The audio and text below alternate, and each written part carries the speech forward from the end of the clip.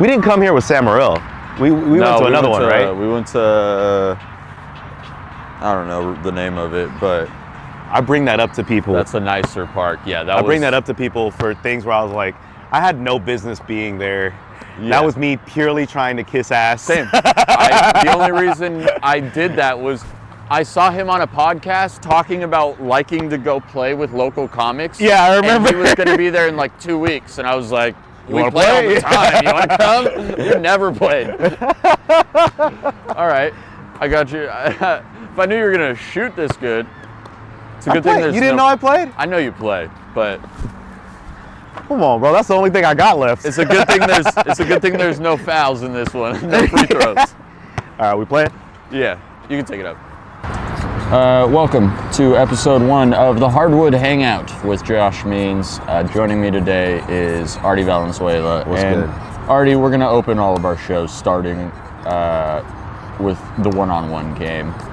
What did you feel? How did you feel after that game?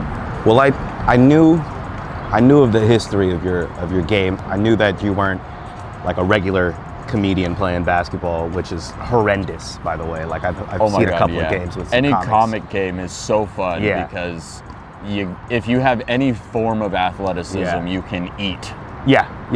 And I'm one of them who has, and I'm not athletic by any means anymore. I just used to be. I'm like a retired athlete, 15 years away from his prime. What sports did you play? I played baseball, football, and a little bit of basketball growing up, but not a lot. Basketball was obviously my shortcoming. What positions did you play?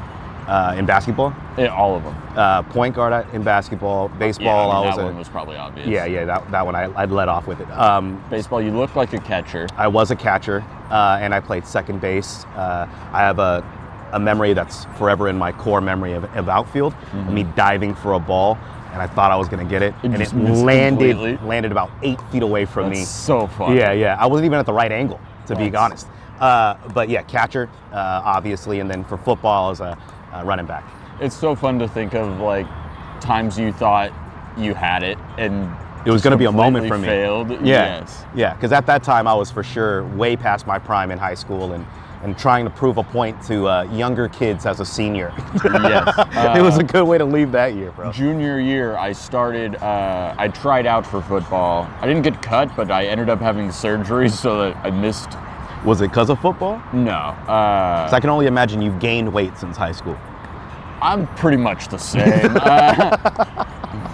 But I was trying to play receiver, and there was one play where I was like, I knew they were throwing it to me, and I was like, "Oh, this is my moment." Yeah. I felt good, and I just get laid out by like the star linebacker. That's how it happens. Hadn't even got the ball yet. Slant? Yeah. That's a death route, man.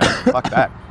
I remember the way I got kicked out of football was freshman year. I played defensive line, and I got past one of our best guards and made a tackle behind the line. My coach chewed out the guard, and then the next play I got pancaked, and he cracked my sternum. Hilarious. That's how I learned I should just watch football. I was big enough to watch at least. Yeah. You know it's bad when you have a football injury so bad you can't even play Madden? Yeah, I couldn't. It hurt every time I scored, you know what I mean? You tense up. Yeah, a cracked sternum means you shouldn't be playing with anyone there. That's so funny. Yeah. All right, so so you're an athletic person, and then I've got this new podcast where I bring a comedian on, and we go one-on-one to 5, but our game was so, no pun intended, short, that that we extended it to 7, and out of mercy, pity actually, I needed to prove a point that I could make at least one more shot. A true grower mentality. Yeah. That was a very fun game for me. I had fun too, because I got to show Josh that I could shoot a little bit. Yeah. And that's all I needed to prove in my world. I really didn't think you could. There was one point because we're gonna put the one-on-one at the end, or it'll probably just be bonus content for YouTube. So it'll be a separate video. You should put a couple of my shots in just right now. I should. It's not really. So, at least the one from the camera, that one angle, right here. So good job editing I know which one right from the here. camera I'm going to put right here. Yeah, yeah. I respect that. No, you don't. That was good. And then you put mine right there. Oh my God. Yeah, right after yours. Okay. So that was a little glimpse. Check out the full video to see the whole, I almost said the whole battle because I host roast battles. Come out to Roast Battle Bay Area. I almost said the whole battle. The whole match. It was a battle. The whole game. The whole game is the word I was looking for. We also championship game. We also had a smoke break to regain our lungs. I forgot most of the game anyway, bro. I'm not even mad anymore. Yeah. I would too if I was on that end. No, there was a couple of shots where I was definitely impressed. And again, I said it before, Josh isn't a regular comic playing basketball. He actually knows what he's doing. And I'm impressed. I'm impressed because the way you look, right? Like just visually and like presently, even right now, it's crazy that he can do anything remotely athletic. I accept that. It's insane. I do not have a body built for basketball. Because it's weird that you look the way you look and no one can believe you play basketball. But you take a glance at me and you're like, you played something, right? Yeah. And that's the world we live in. You were a catcher. And that's the world we live in. Yeah. He's actually good at something. I wouldn't have thought. Yeah.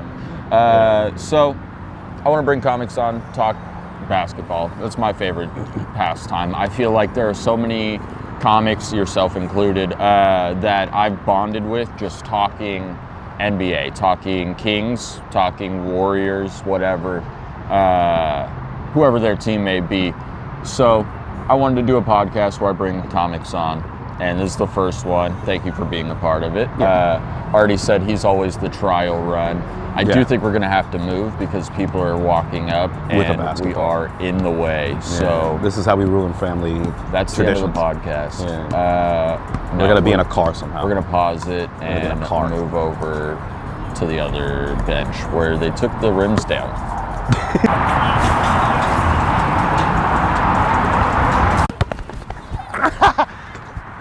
Fucking Malik Monk ass. Oh yeah, you can take it out. Losers? Okay. Yeah. By the way, the beanie, Malik Monk Pizza Guy's beanie. That's fucking DeMar DeRozan. Pizza guy. That's a DeRozan special. All right, and we're back, hopefully in frame.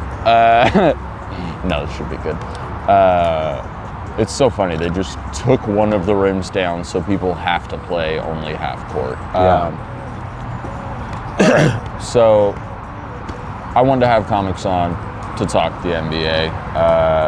There's no real set guidelines. We'll just talk about what's been going on in the NBA. Your Kings are in shambles. The Kings are in shambles. Worse than the Warriors, which is hilarious because you were talking hella head not too long ago, and look where we are now. But I want to clarify, I wasn't talking shit about the Warriors. I was saying don't trust Buddy Hield. All I said was you're going to love him, and then you'll hate him. And I feel like he's okay. I've been okay with it. Have you seen his stats, his last 7 games? No, the last 7 games I've tried to forget about. He's averaged 3 points. Yeah, that's more believable. But I mean, it's something where I wasn't really expecting much out of this anyway. We've done better than I actually anticipated. So I'm fine. I've had my chips. You know what I mean? I've seen a lot of parades in my day. How many of you seen? That's what I'm saying though. Is this is what you go to? Is you're like we've won, and I was like I'm talking about this year. I'm also not talking about Steph or Draymond, who's still fouling the shit out of everybody. Dre's gonna Dre, dude. That's wild. You love people for who they are. You know, Nick Bosa votes for Trump, dude. I still accept him. That's fair. You know, I feel like a lot of athletes vote for Trump. I think you're not wrong in that. But 54% of the country. Anyways, the Kings have been very disappointing this season. Yeah. I'm actually wearing a Light the Beam shirt because they haven't been able to light it themselves. You covered it. Even my Kings jersey's wearing a paper bag at this point. It's been a rough season. Firing Mike Brown, 20 games in. 20 games after extending him for 3 years is wild. Is kind of an insane choice to me. usually not a good indicator of things going well. Mid-season firing of a head coach. No. Yeah. And it's like, I don't know. I'm glad Doug Christie's the interim coach. Yeah, he's cool. I told my wife. I think there's a big show about his lifestyle right now. It's pretty funny, right? His wife. Oh yeah, his wife is. He's got a great environment to run the Kings. Have fun, guys. His wife is a very possessive woman. Yeah. I was talking about Doug Christie with my brother-in-law, and he Googled Doug Christie, and then I was like, type in wife after that, and then he was like, do you mean wife possessive? He's got a great environment to run a great team right now. When Mike Brown got fired, I told my wife, I pray to God Doug Christie isn't the interim coach. And just then they because announced it. Yeah. When he was the play-by-play announcer, he was the corniest, most annoying person to listen to, that it made me okay with the Lakers cheating to win the 0-1 finals. Yeah. No, I'm kidding. I'm kidding. I have a great Doug Christie story. I worked at a place called Nordstrom, and I'm gonna burn this bridge right now just so I don't have to work there again. But he shops there a lot. Oh, really? Yeah. He's a great guy, man. He's very kind, and I wish him the best. Nice. All right. That was your Doug Christie story. It's just he shops at a place people shop. Are you kidding me? No, the real story where I'm gonna burn it is, yeah, he shopped with me, and I took a picture of his phone number, and I definitely proved to everyone that I knew Doug Christie. Hilarious! You proved to people you know Doug Christie by having his phone number that you got from a Nordstrom's computer. No, he wrote it down. That was also his wife's phone number. He wrote it down. It was his burner phone for sure. It was not his phone number. It's his burner phone that has a location fooling his wife that he's at another place. Yeah, you might be right about that. He's taller in real life too. But then I remembered that any coach of the Kings that has punched a Laker is an okay coach with me. Not too bad standards, right? We'll see if he's the coach next season, but... Well, they did have that one commercial where he put on a jersey and he looked better than half your team. Yeah, him and Mike Bibby, they can both suit up at this point. It could be some kind of like Joanna Man situation. Honestly, we don't need any more guards. You draft another one, dude. Yeah, he just played his first game in the G League just a couple days ago, put up 29 points in his first game. So he's our savior. You're talking about Devin Carter. Yeah. He's nice. Yeah, he's nice. We'll see. Because for sure Fox is gone. So it's good that you got something going. Yeah, he's not. Fox and DeRozan and Sabonis are probably all going to leave soon. I actually, even though the record hasn't been great, I've loved DeMar DeRozan being on the team. Great pickup for rap battles, rap beef. Yes, you guys did well there. Oh, I love the Kendrick vibe we've picked up on this year, especially Vivek loves that, with how much Vivek has dick-rided Drake in the past. It's very fun to see him be like, Drake not like us. Yeah. I never listened to Hotline Bling. Yeah. That's probably going to get me canceled. Yeah, nice. Yeah. I don't know his accent. I'm Muslim. It's also way different. So funny. It's a bit I've been doing on stage recently. Yeah, it's people not knowing who your wife is makes this even better. Yes. Yeah, they're all thinking you're just trying Osama bin Laden. a bit. Yeah. I grew my beard a little bit longer. I can say this joke. Yes. I'm DJ Sandu.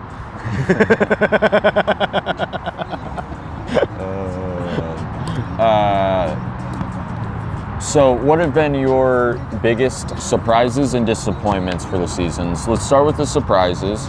Are we talking for my team or for the Kings? Let's do, not for the Kings, but one for your team and one for just overall in the league. Oh, just in league.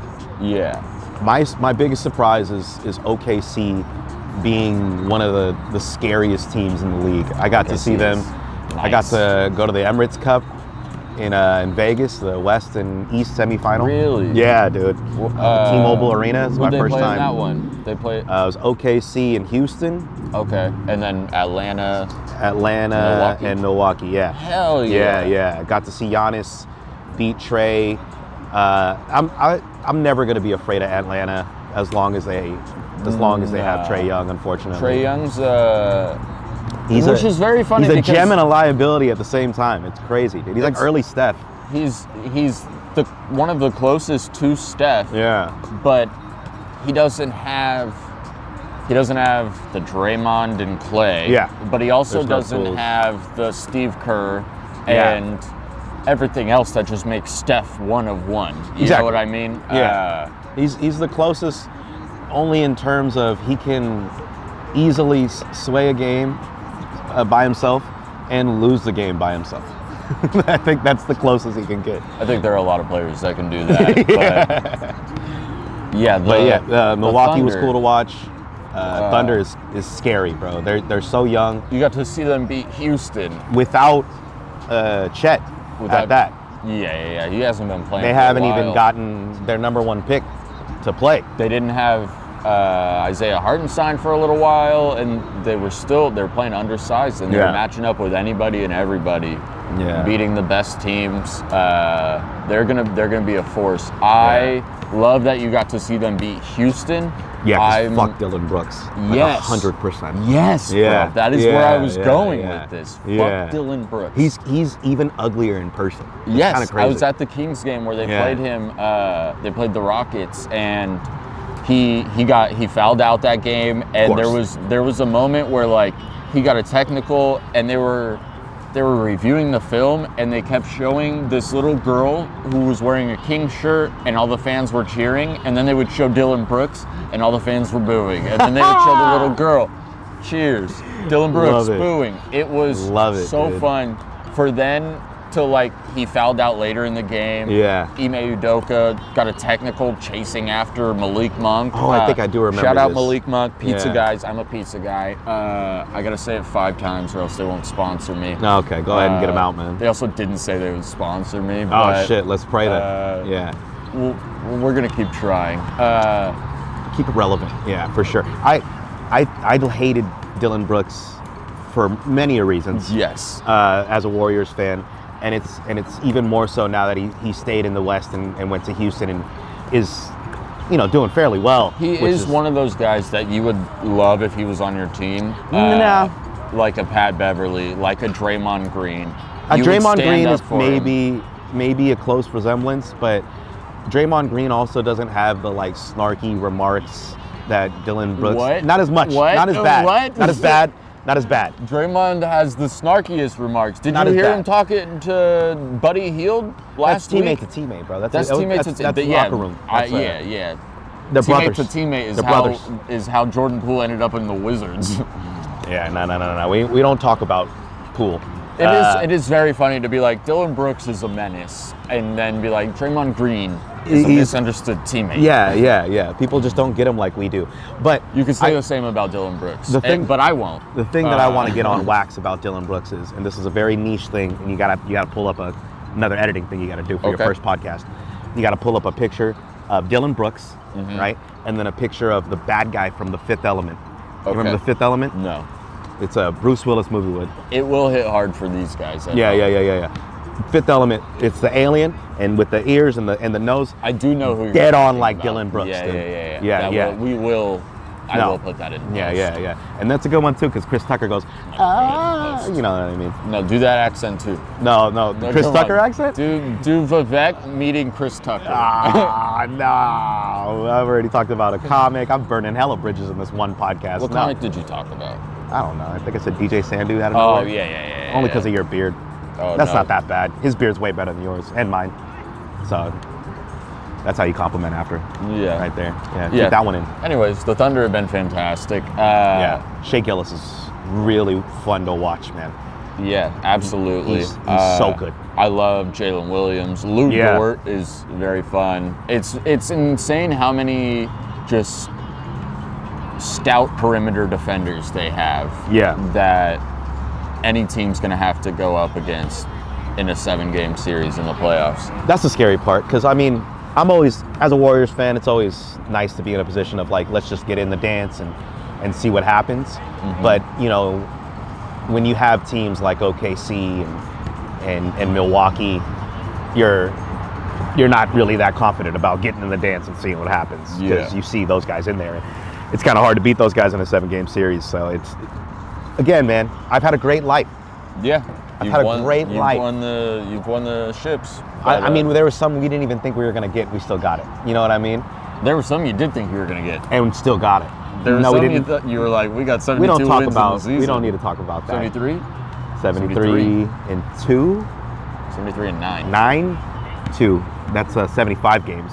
82 games. I can't do that. What numbers are you throwing out right now? There's 82 games in a season, right? Yes. Yeah. I did 73 and 2. That's 75 games. Gotcha. Okay. Yeah. I'm confusing the fuck out of it. Just put the beautiful minds thing. Yeah, that's what I was thinking. And then what has been your biggest surprise for the Warriors?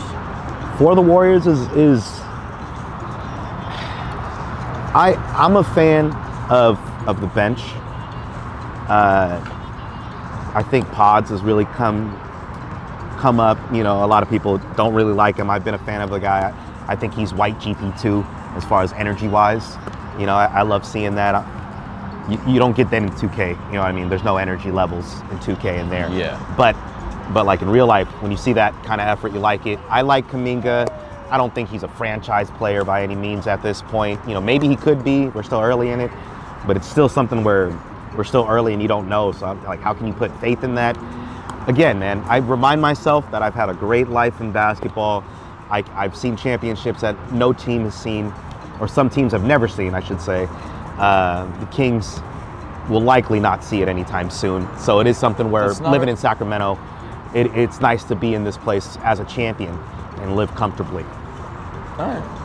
Yeah, it's not really a burn on me at this point. It didn't feel like it with that response. I'm so broken as a Kings fan that I know a championship will never happen. And I was hopeful for you guys, which is crazy that I hear that a lot of Kings fans were not hopeful like I was. I thought the roster was good. Thought you made a big move, which means you're pushing. And then it never fucking happened. That's what I thought also. My biggest disappointment for the Kings has been just the crunch time play. They've given up so many games at the end of the year, like at the end of the fucking game this year, which is so disappointing. Having the only 2 clutch player of the year winners, De'Aaron Fox and DeMar DeRozan. That's ironic, huh? And like, they've both shown up in clutch moments, but like as a whole, yeah. And then also there have been times where they faltered in the clutch, but like, of course that's going to happen. But I went to a game with Alvin Duke, the Kings-Lakers game recently, and Alvin was talking about how De'Aaron never gets it done in the clutch, and I was like, what are you talking about? He's clutch player of the year. That's when he does get it done, in my opinion. And then that night he missed 2. He was like doing great all night, and then missed the 2 most important shots of the game. I was like, God damn. What you fell victim of is a guy who looks like Alvin Duke, who looks like just like a natural coach. Like if you were to rub a lamp and wish for a coach, just general coach, not even like a specific sport. You just wish for a coach. Life coach. He's not a life coach because he's not giving anybody life advice. No. He is. He is, but not unsolicited life advice. Yes. But you just wish for a coach. Alvin Duke pops up. Yeah. And what you fell victim of is whatever he says during a game, that shit's gonna happen, bro. Those kind of guys, they say stuff like that. Really did manifest. Where it's like contradicting to truth, right? Because you had evidence. Like, no, he's a clutch player of the fucking year. Yeah. Right. But he said it out loud, and because he has that God-gift ability to look like a coach and be a coach, and he probably never coached in his life, but he looks exactly like a coach. Yeah. It came true. Yeah. It happens like that, dude. They say shit like that, like he's not clutch, even though he's a clutch player of the year. He misses last game shots. He says, "Oh, dude, Michael Jordan, man, yeah, he's nice, but he can't play defense." And then fucking AI breaks his ankles. That same shit happened at that time. Yeah, you're not wrong. You just can't deny it, dude. They look like the I need JV Alvin coach. to say that the Kings are going to win a championship, but he won't. He won't. Yeah, that's the crazier part. He's a Warriors fan. Yeah, he won't say that ever. He won't. Yeah.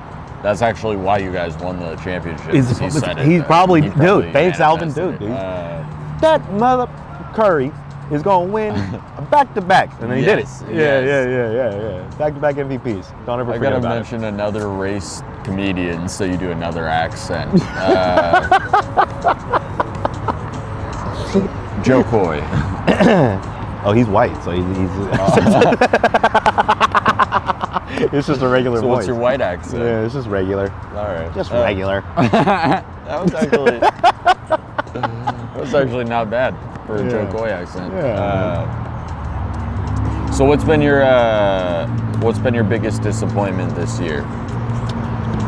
You can start with Warriors, or you can start with overall. Let's start with the Warriors. I've been disappointed in the Warriors. I think I was initially disappointed when they didn't offer Clay the offer that I wanted, or at least that Clay wanted, I should say. I don't know what the fuck I want. I don't know what the salary looks like, but it is something where I wanted to keep the three together until it ends. And hearing after the fact that Clay told Steph to not intervene, to let bygones be bygones, and let's see what happens, just goes to show that within the front office, there's been a disconnect of where we were with Joe Lacob to where we are now with Dunleavy. You know what I mean? And I feel like Clay might have thought that he was kind of like 1B. You know what I mean? Like Steph was 1A, Clay felt like 1B, but he got treated like 2 or 3. That's not too far off as 1B. I think that's pretty accurate. think he was a 2 I think he was a 2. And he performed as a 1B or a 1A very often. I think perceptively, as a fan of the team with my bias, dude, I considered him a 1B. The Splash brother, you know what I mean? Nobody was saying Splash 2, you know what I mean? And then on top of that, we asked him to guard the best player on the other side. You know what I mean? I agree. And that stuff is stuff that you don't see in the stats or whatnot. He's not getting steals, you know what I mean, and blocks or nothing like that, but he's staying on the guy on the other side. And then on top of that, being at the right place for the three and making the second most threes in league. Would you agree that the Warriors front office treated him not like a 1B, more like a 3? Yeah. After Draymond also? Yeah, because I think Draymond kind of commanded that presence of being a 2, and that's the beauty of fucking having a generation-changing team. You know what I mean? You have arguments of who could really be the second guy after the best player in the league. You know, so it's something that I've grown appreciative of, but at the same time, you kind of understand that this shit happens when you have that kind of presence on a team. It's hard to keep those things together. We watched The Last Dance, dude, and they made a whole documentary about how they try to keep that shit together, and they couldn't. So, you know, what the fuck are we trying to ask of the big three of the Warriors to do something different? Even though I'm saying all this before everything happened, I was so on board. Everyone's going to take a pay cut. Curry's going to donate to the team. I was saying how everything was going to work out fine. But now that it's all, said and done, I understand. You know what I mean? The shit's going to happen. People are going to get their paychecks. Clay fell on a good team that's going to be playoff contending. I can't be mad at the guy. He's doing well with another big three, which is insane to have together. Luka, Kyrie, and Clay now. And I don't even know if Clay's considered the third. I mean, he is, but I think there's hella people on that team. I think right? he is. So. That's a very deep team. They're going to be a very good problem in the playoffs. And he's if Luka can, keep up Luka's level of play. He's been a little underwhelming this season, but what needs to happen is Luka needs to be able to give the ball to Kyrie, let Kyrie do Kyrie things, which I hate to say out loud, but Kyrie will be able to facilitate to Clay and Luka. I think it kind of dies with Luka sometimes. So I agree that it kind of dies with Luka sometimes, but I don't know if Kyrie is the next best option. I mean, he obviously is the next best option on the team. Fucking Kyrie Irving, dude. Yeah, in the playoffs. I think Luka just controlling the offense is the best outcome for them. Yes, Jason Kidd does too. Don't worry. Yeah. He's never strayed away from that point at all. He's grabbed 2 more scorers, and he's still like, Luka, spread out. Fucking Jason Kidd, dude. The Kings just beat the Mavericks the other night to snap a 6-game losing streak, and they had nobody. Kyrie, Luka, Clay, all not playing. Good win. Derek Lively wasn't playing. Yeah, and we were down by like 12 in the second quarter too. It was disappointing. But I mean, I gotta say, at the end of the podcast, I barely watch basketball now. Yeah, that's fine. This is almost about to wrap up. I watch through my friends who are very avid Kings fans. Yeah. So I've got to listen to this disdain for this season all year long. Yeah. From multiple different angles, and I feel for you guys, man. You guys were so close, and then this right here, a head coach, unless something drastic happens where flip it around. You guys, something like vibe-wise, and all of a sudden you guys are dancing in the streets together as a team. You guys will never see a fucking I'll start the beam dance. Playoff win. You'll never see a playoff win for years to come, which is sad because I wanted to see it. I was very happy when the beam started. I thought this place was going to be cool. But now it's getting kind of mediocre, and I'm starting to realize that my house value is starting to go down now too. So it's all kind of correlating. Kings need a fucking win. I don't think that's true. Yeah. I think it's probably going Kings up. need a fucking win, dude. Yeah. The beam was cool, but it only lights like ever so often. It looks like Golden One's not paying their bills. You know what I mean? I think it got lit once in December, and it was like, yeah, people are going to look at lights. Yeah. Light the fucking Dude, beam. you guys have a very expensive light setup, right? It only lights a couple of times in December. You guys are now becoming Filipino Christmas Catholics, where you have the lights, you have the most expensive lights up all year round, but you only turn them on once a year. You know what I mean? What the fuck are you doing, dude? Exactly. We spent too much on these Christmas lights, but we only have them once a year. Now I got to keep them until February. I got to do it till February. I am going to play this clip when the Kings beat the Warriors in the next game. All right, you guys. That's been episode 1 of the Hardwood Hangout. Josh Means, joined by Artie Valenzuela. Thank you. Thanks for coming, Artie. Yeah, man. Appreciate it. All right. Go Kings.